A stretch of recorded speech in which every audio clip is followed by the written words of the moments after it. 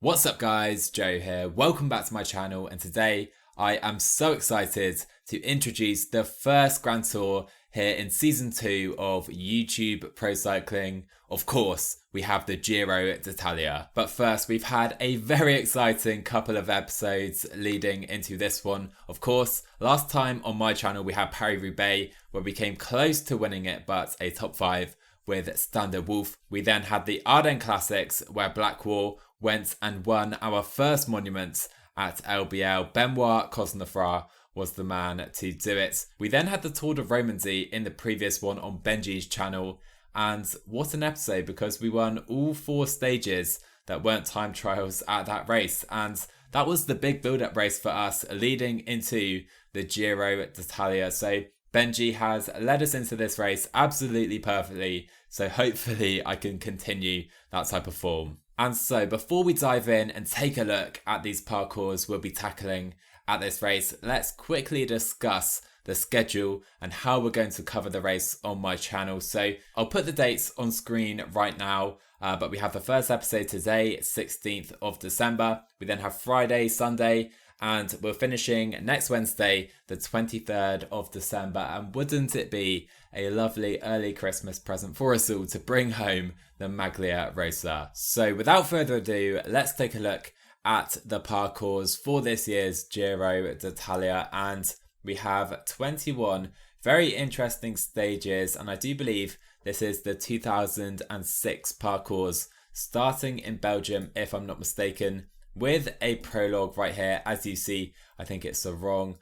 We then have a flat chance for the sprinters, an interesting climb to the line on stage 3 with some cobbles thrown in to the mix. Stage 4, and yet another chance for the sprinters early at this race. But stage 5, and we have already the second time trial. This time though, it is a team time trial, but 35 kilometers.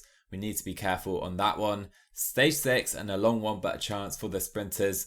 Dead pancake flat, that is for sure. Stage 7, and we finally hit the big climbs. We have climbs throughout, including the Monte Catria, well over 200 kilometers as well. The first mountaintop finish on stage 8 with the Passo Lancio right there. Stage 9, and a chance for the sprinters. And stage 10, a very interesting one indeed, because we have quite a few climbs and a punchy finish to stage 11. And this is the stage I am dreading, because 50 kilometers of individual time trialing. You guys saw at the Tour de Romandie, Benji lost the race on the time trial with Majka through no fault of his own, and that time trial was 15 kilometers. So taking that into account, if we increase that to 50 kilometers, it's going to be a brutal stage for Majka. We're going to lose time right there, so we're going to have to make it up elsewhere. Stage 12, and we have a difficult climb right here, but an interesting downhill finish. Stage 13, and a very difficult one up the Colle San Carlo, very steep one. That's an average of 9.5%.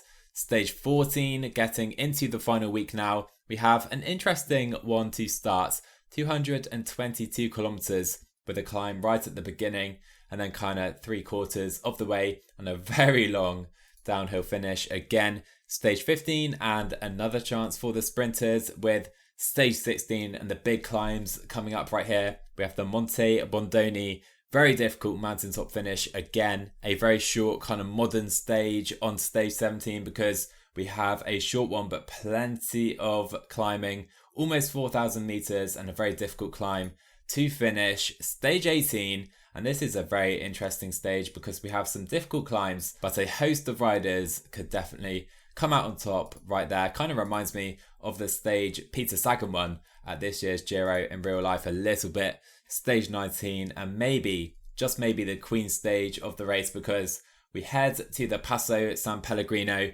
but loads of climbing throughout the day, over 5,000 meters of climbing, followed by another day of 5,000 meters, including the infamous Passo Gavia, also the Mortirolo as well. Some famous climbs here at the Giro d'Italia. What a finish we have to the race before ending in Milan. And I think it could well be time for us to take a look at the squad we will be bringing to this Giro d'Italia. And we are led by Rafa Majka. He is our big GC man at this year's race, but we also bring the likes of Patrick Conrad, who won a stage for me at the Tour de France last year. We also have Andrea Baggioli, Tobias Foss, and TJ Van Garderen, who, as we know, finished so close to a podium last year at the Tour de France. We then have our sprint squad, which is really David Decker and Sebastian Milano. Those two guys are going to take turns perhaps in the sprints. And we also have Captain Price, who is a good time trialist. He should help us in the team time trial, and he should be a good domestique for the rest of the team. Kicking us off then at this Giro d'Italia, who else than TJ Van Garderen? What a rider, what a legend. Of course, he did so well for me at the Tour last year. He's not going to be in with a chance of a GC battle at this Giro, but hopefully a good first stage. So we do have this first uphill section right here, which goes quite steep. I think we went up to about 6% right there with TJ. He has got the best first splits of the early runners right here. Can we maybe push this to 85 on this descent? 1.5k to go. We're going to have to go 99. We're not going to use all our energy here with TJ. Across the line though, he does take the best time to start. And I would quite like to take a quick look here at the full start list at this year's race. And for some reason, the Ineos Grenadiers are going to start depleted with 6 riders. What are they doing? Oh my words, Ineos messing up really, but they still have Yates, Bookman, Carapaz, Dennis and Teo Gegenhardt in their ranks. So Ineos are really depleted, but maybe they're taking the mick out of the rest of the guys, saying we only need 6 riders to win this race. Is Wout van Aert maybe leading Jumbo-Visma? Not quite sure. They have Wilco Kelderman as well. We have Sagan here. Sam Bennett is here for Quickstep. Hugh Carthy will lead EF, but they have Barguil, Rigoberto Urán too. We have Vlasov here for Israel Startup Nation.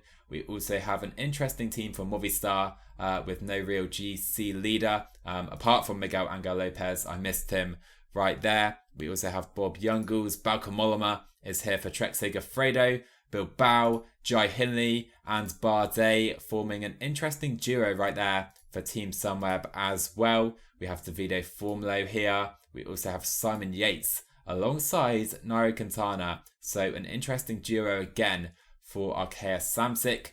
Vincenzo Nibali will lead Vini Zabu as well. You can see the rest of the guys right here. This is going to be a super fun race. So Patrick Conrad gets underway and he has a big +4 day right here. Look at his attributes. And I was actually planning to bring Biniam Gamay to this race, but I instead replaced him with Patrick Conrad right at the last moment. And it seems he's going to repay me with some good form to start. And we're needing to push this so hard with Conrad to use enough yellow on this climb. We are 4 seconds down at that first split and we've used all our energy. Let's see where we are at the finish. So Conrad sweeps downhill into the final few meters. Can we beat Urán? I don't think we will. We end up 11 seconds down. We now have our best time trialist on course in the form of Tobias Foss. I'm going to try and push it a little bit up this climb and we seem to be on for a great time here with Tobias Foss. Let's keep it on 85 on the descent right now. We're only beaten by Gegenhardt at that first split. I think we can try and maybe go 99 to the finish right now with Tobias Foss, and we're 5 seconds down. So one of the big stage favourites is now on course. Rowan Dennis has obliterated Teo Gegenhardt's best splits at that first time check, and he's going to take the best time with relative ease. Here we go then. This is where we really need to concentrate, and Rafa Majka on a +5 day to start the Giro. We start behind a few sprinters, so no one really to gauge ourselves against. We have Madouar starting behind us as well. We have 77 time trial on the day. I'm going to push this to maybe 87. Let's see if we can do the climb. Maybe 89, 90. Let's try and push it as much as we can on this climb. Maybe going a little hard right there with Majka, so down to 85. And at that first split, we are second, only behind Rowan Dennis right here over the top. We have a little yellow remaining. And I think we've done this pretty well here with Rafa Majka up to 90, 99 across the line for Rafa Majka. Where does he go? And he goes into the top 5. So the big favourites are well and truly underway now, with Vincenzo Nibali putting in a very good time trial. He goes only 7 seconds behind Rowan Dennis. We also have Simon Yates for Arkea Samsic crossing the line. Let's see him across right here. A good time as well for Simon Yates. So Pale Bilbao isn't on the best time trial right there. He loses 26 seconds, but Bauke Mollema leading Trek Segafredo. Where does he go? He goes only 15 seconds down. We also have Bob Jungels for Luxembourg and AG2R. He goes only 7 seconds down on Rowan Dennis. Could Big Hugh Carthy be the leader and a genuine contender at this race for EF Pro Cycling? 81 miles in tells me he definitely can.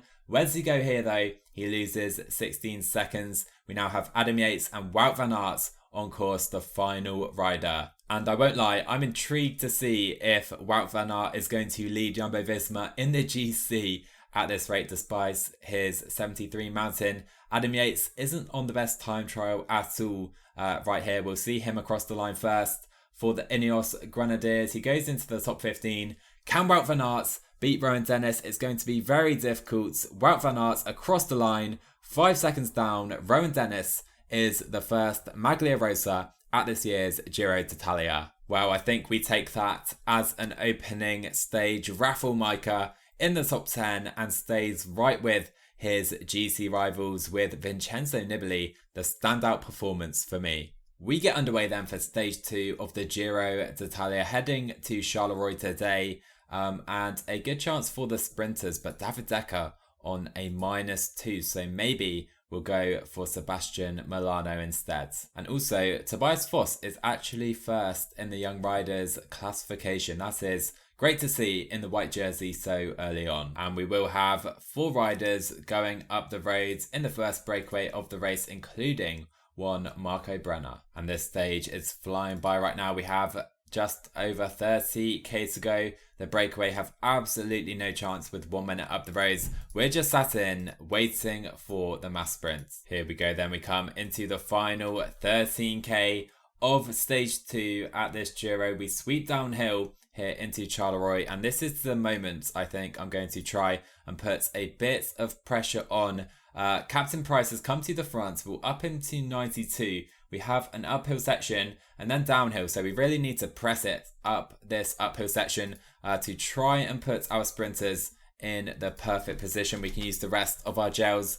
maybe a little early, but anyhow, Captain Price doing a great job putting us right to the front of this group. Can I even go maybe 98 with Captain Price? And what a ride right here. We have Bagioli, Conrad, and then Decker, who will be leading out Sebastian Milano in this one, which could be a surprise to some of you, but Milano is on the better day, so we have to try and go for him. Majka still in a great position now with 5k to go. We have Bennett, Jakobsen and Ballerini to our right. What a train right there. We have Gaviria moving up as well. Patrick Conrad up to 99. We then have Decker and Milano left. After that, we can maybe go right now with David Decker. Let's keep Milano in the wheel though. As we come uphill for the finish, we're getting blocked off a little bit. It's not ideal. David Decker going for the line. It's very close. Decker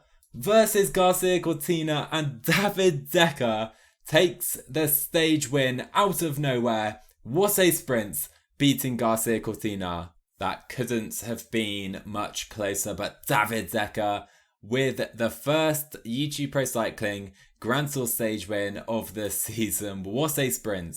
I'm not even going to try and lie about it. You guys knew I was trying to lead out Milano. I went way too late because of that downhill, and David Decker just timed it perfectly, beating the likes of Garcia Cortina, Nizzolo as well. And this has been a pretty perfect start to the race so far, it has to be said. We get underway then for stage 3 of the Giro, and an interesting one today because we have a few climbs and then a cobbled finish as well after a steep climb to the line. So maybe even Patrick Conrad, Andrea Bagioli, or even Majka our GC leader could be our leader on the stage. So I have been looking at potentially putting Tobias Foss up the roads in today's breakaway. Let's see if we're allowed to go. Okay, there you go. Didn't expect that, to be honest, but Lagak, Concha and Tobias Foss have made it some way up the roads right here early on, with plenty more attacks still taking place. Zana has joined us up the road to make it a 4-man breakaway all the way now back to the peloton. It is a 3-minute gap, and the thinking really between putting Tobias Foss up the road isn't to win the stage. I want a rider here to cover off if potentially the breakaway would go for a stage win, but maybe we can try something before that final climb and bridge to Tobias Foss. So we come to the first KOM climb of the day. Could Tobias Foss be a challenger for the Maglia at 0? I doubt it, to be honest, but we may as well try and take these points. Here we go then. We have 2k to go. Tobias Foss making it a difficult climb. Right here we have an attack by Concha. Tobias Foss jumps in his wheel. We have Lagak and Zana behind us too. Still over 1k to go now into that final kilometre. We're going to try and come around right here with Tobias Foss on the right hand side. Can we try and take any of those points? I think we were seconds behind Olivier Lagak. So same situation right here. 2.5k to go. We have Lagak this time on our wheel. I'm thinking we could try an early attack right here with Tobias Foss. However, Lagak seems to kick right here. I'm going to try and grind it out with Tobias Foss. Let's follow the Frenchman right now with just over 1k still to go. He's gone way too early, surely, as we now approach the final 800 meters. Zana cannot follow. Foss versus Lagak, and we get that sprint pretty comfortably in the end. And do we take that jersey? Not quite sure. Actually, we go tied on points with Olivier Lagak, and these guys look completely done already. Surely not. Tobias Foss has plenty left to continue pressing on, and that is a real shame. So we have had a couple falls today, but no one major has fallen and gone and stayed out the back. More importantly, as we have a brilliant setting here in Belgium for the first couple of stages at this year's race. Foss is about to be caught. These guys just aren't strong enough really to keep that breakaway going. So we have 17k to go right now at this stage. The pace is nowhere because there is no breakaways. So Tobias Foss comes right to the front. We're going to try a little move again off the front, with the Norwegian right here. He can go to 85. No immediate reaction, and we could now try an attack up to him with one of our riders. So let's make sure our main guys are sat right to the front of this race as Rulands now comes to the front to chase down Tobias Foss. So we now come to this climb. Tobias Foss goes to 92, and I was hoping we could try and bridge to Tobias Foss right here with Andrea Baggioli, but that is looking very difficult with the tempo set by Trek Segafredo. So let's make sure our guys are staying to the front of this group as Foss is going down to 84. He hasn't been caught though just yet, with 10k to go in this stage. So we now have 6k to go, and suddenly Adam Yates and Sam Bennett attack off the front. TJ Van Garderen needs to tempo right now for us as Martin tries to react. We have Majka in a pretty good position right here. TJ Van Garderen though trying to put Baggioli and Conrad right to the front before this climb, and that is exactly what TJ Van Garderen is going to do right here. It is now done for the day. So Baggioli can now go to 99 on the front for Patrick Conrad. Majka needs to go 99 as well. We have 1k to go on this very difficult and interesting stage at the Giro d'Italia. Baggioli though is trying to lead out Patrick Conrad, and we're doing a brilliant job of that right here into the final meters. Conrad going for the line, but Andrea Baggioli takes it right there. What a win. Baggioli and Conrad ahead of Nibali, and that was way too easy. We positioned it absolutely perfectly, and we take the stage win. Well, 2 stage wins into right there. I can't believe we won that stage, and so easily as well. No one came round, and we have a big split right here because Richard Carapaz, Rigoberto Urán, and others have lost time already. And those two seem to be the big losers right there. Gorka Izagirre perhaps. But yeah, those two losing time early on at this Giro. Okay, then stage 4 of the Giro gets underway. Again, we're in Belgium today, as we head to Houghton. I don't know if that's how you say it. Anyhow, doesn't matter too much because we have 2 stage wins already. And can we maybe make it 3 in a row and a hat trick already with David Decker on a +2 day? So Tobias Foss is currently in the Maglia at Zura. I could well try and put him up the roads in today's breakaway to try and keep that jersey, as we have plenty of attacks already. But to be honest, I think it's best. He's on a -2 days, so it's probably best to just keep him in this group and conserve his energy for later in the race. Oh no, we've had a bad moment. We've had a very bad moment because Patrick Conrad has fallen right there. We have Gibbon Tyson and Vendrame as well, who have fallen on that descent. And it's 2 minutes to the back of the peloton. And hopefully Conrad can get back on right here with a little attack at the bottom of this climb. But look at the tempo in this group. It's very difficult right now for Conrad to get back on, but with the road narrowing just a little bit, there you go, Conrad makes it back in. And we're seeing similar names up the road at every stage so far at this Giro. A new one is Quinn Simmons, but we have Zana, Brenner and Battistella again in the breakaway. And look at this section right here, guys. We're going through a section of Spa-Francorchamps, the race circuit in Belgium. Absolutely brilliant to see at this Giro. Okay, we're now seeing a very, very quick tempo in the peloton, and I'm trying to add to that right here by putting Van Garderen and Captain Price right to the front, but we do need to make sure we're keeping all the rest of our team right to the front as well. So these guys can try and relay, and maybe we could see some gaps start to form, as I think we have a fool right here.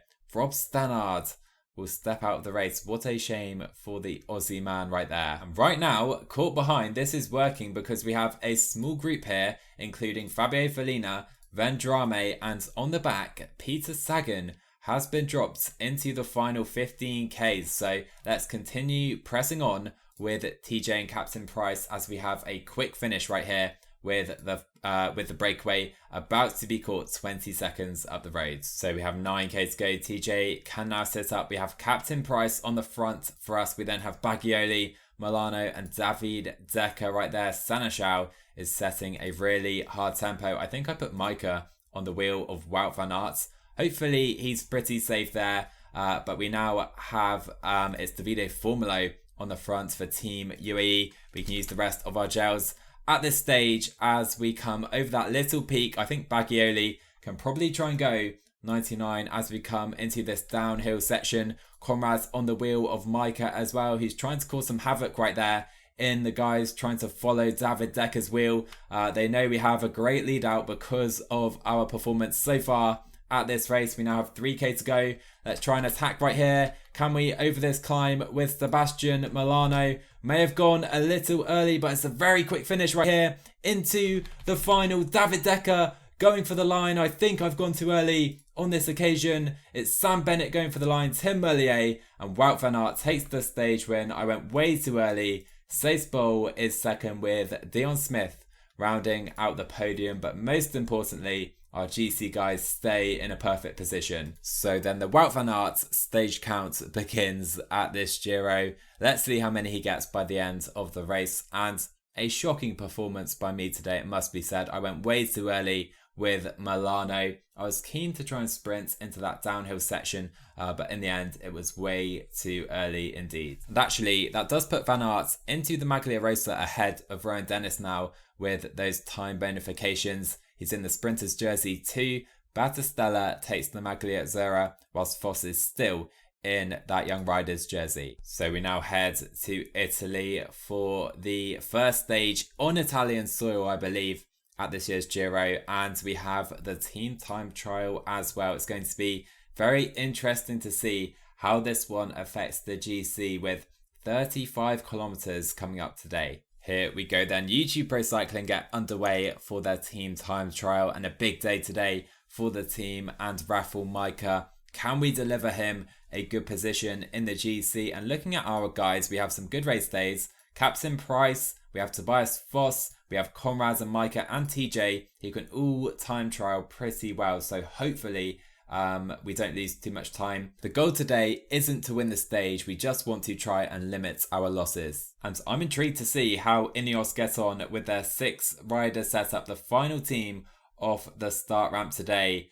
How are they going to do here? So this is our first gauge of our performance right now. Trek Segafredo have the best time at the first split so far. We go 7 seconds behind them. It's not too bad at this early stage in the time trial. But EF Pro Cycling have powered ahead right now with the likes of Bissiger, Bettiol and Paulus working for Hugh Carthy. And look how far Ineos are behind at this first split. They are 33 seconds down. What are they doing bringing this many riders to the race? So Jumbo-Visma and Wout van Aert in the Maglia Rosa cross the line. They are second here at that second intermediate, with Wout van Aert trying to power them on to try and retain the jersey. We are not too far away from that split right now. So Captain Price trying to turn a mega turn right now, 25 seconds, and we are 19 seconds down on AG2R. It's not too bad so far. Very close, with the top 10 teams separated by under 20 seconds. And behind us, EF Pro Cycling. What a time trial they are on. So we now have 3k to go. Can I try and time this correctly? As Jumbo-Visma have the best time at the finish. TJ is pretty much done. He can sit on the back. That is fine though, as Florian Vachon is done for RKS Samsic. We now have Patrick Conrad coming into the finish. He can probably sit up, as we have Tobias Foss pulling us all the way to the line. Can we maybe challenge for the stage win? No, we can't, but only 22 seconds down. We definitely take that today. But EF Pro Cycling further behind. Giro drops off. They still have Carthy, and they obliterate the best time. What a time trial by EF Pro Cycling, with the Ineos Grenadiers 46 seconds down at that second split. And it has to be said, Ineos have done so well right here. They still have all 6 of their riders. Carapaz is still here, so is Gegenhardt across the line, and they finish just over 1 minute down. So we end off today with EF Pro Cycling on top of the podium at the Giro d'Italia, and Hugh Carthy moves into the Maglia Rosa. So we end today 55 seconds down on EF Pro Cycling, but to be honest, I think we have to take that. We don't have the best team here for a team time trial, and EF Pro Cycling blew everyone else away. We didn't lose the Giro today with Rafa Majka, and that was the most important thing, as I can see already Vini Zabu and Vincenzo Nibali